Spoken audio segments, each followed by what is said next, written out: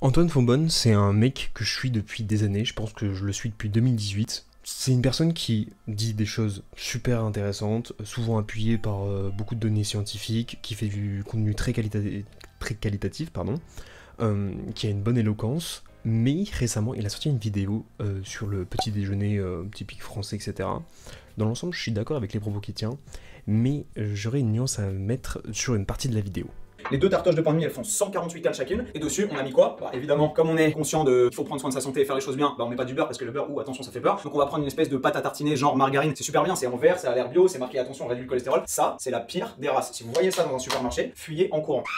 Ça, c'est des huiles végétales déjà d'entrée de super mauvaise qualité, genre de l'huile de tournesol et des huiles de colza, qui sont, on le sait, pro-inflammatoires, remplies d'oméga 6, qui sont vraiment pas bonnes pour la santé et qui déséquilibrent votre bilan oméga 3, oméga 6, qui est une vraie connerie. Et en plus, pour atteindre cette forme-là, c'est-à-dire être solide à l'état quasiment ambiant alors qu'il fait genre 25 degrés, ces huiles-là, elles sont hydrogénées, donc pro-inflammatoires et cancérigènes. Ça, c'est la pire des merdes et je me félicite de pouvoir vous dire ça sur une vidéo parce que le marketing abusif qui dit que là-dessus, grâce à ça, vous allez pouvoir réduire votre cholestérol parce qu'il n'y a pas de graisse saturée, en fait, la qualité des lipides qui sont fournis là-dedans, c'est la pire des saloperies. Si vous voyez ça, fuyez. Bullshit. Dans ses propos, en gros, on peut dire qu'il dénigre totalement la margarine. Chose que je peux comprendre parce qu'à l'époque, je pense qu'on revient quelques mois en arrière, j'aurais eu le même point de vue que lui. Mais au final, maintenant, j'ai beaucoup changé d'avis vis-à-vis de pas mal de choses. Déjà, on va parler de ce qu'il parle. Il parle d'acides gras hydrogénés. Donc, c'est des acides gras qui ont subi une technique qui s'appelle l'hydrogénation, qui permet du coup d'obtenir cette margarine, de passer de l'huile qui est liquide à de la margarine qui est solide. Donc c'est un procédé qui en fait forme des acides gras trans, sans rentrer dans les détails, et les acides gras trans c'est quelque chose qui est connu pour être dangereux pour la santé, notamment l'ANSES, elle préconise de consommer moins... attendez, les mots sont compliqués à trouver sur ce truc. L'ANSES préconise que les niveaux de consommation des acides gras trans ne dépassent pas les 2% de l'apport énergétique total. Donc en gros, 2% c'est vraiment peu, il faut vraiment consommer le moins possible pour éviter un quelconque désagrément au niveau de la santé. Ça, premièrement, c'est un fait, il a totalement raison quand il dit que les acides gras hydrogénés sont néfastes. Cependant, il dit que, en gros, les margarines sont forcément composées d'acides gras hydrogénés. Or, c'est vraiment plus le cas. Même la technique d'hydrogénation, c'était quelque chose qui était beaucoup utilisé dans les années 50, etc.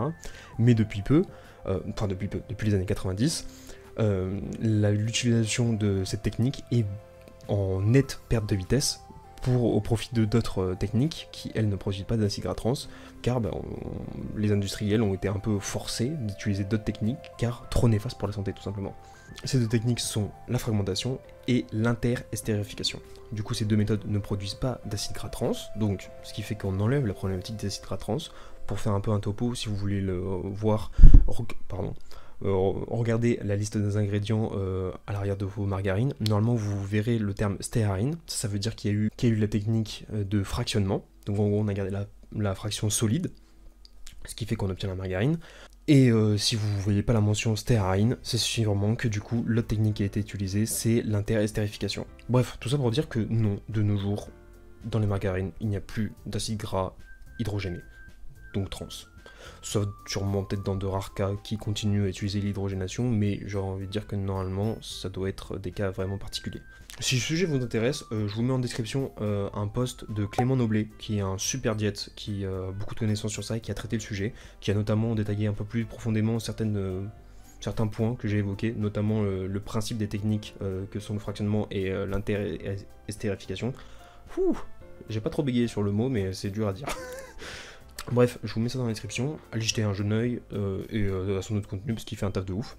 Ensuite, le second point là où je suis pas d'accord avec Antoine, c'est qu'il parle du coup des oméga 6. Parce qu'il dit que les huiles qui sont utilisées sont des huiles de mauvaise qualité, là où ils ont une grande proportion d'oméga 6, et dit que les oméga 6 sont pro-inflammatoires et donc qu'il vaut mieux éviter d'en consommer. Alors ça, c'est pas quelque chose qu'on retrouve in vivo en réalité chez l'homme. Donc c'est pas quelque chose qu'on... En fait, ça repose sur des principes mécanistes, donc on pourrait voir qu'un oméga 6 pourrait se convertir en une forme qui serait inflammatoire, mais on n'a pas ça ce qui se passe chez l'homme. Majoritairement chez l'homme, on a une revue systématique d'études randomisées contrôlées qui a montré qu'on n'avait pas à l'heure actuelle de preuves concrètes pour montrer que les oméga 6 avaient un effet pro-inflammatoire. Ils ont juste un effet protecteur sur tout ce qui est cardiovasculaire, mais en aucun cas un effet pro-inflammatoire.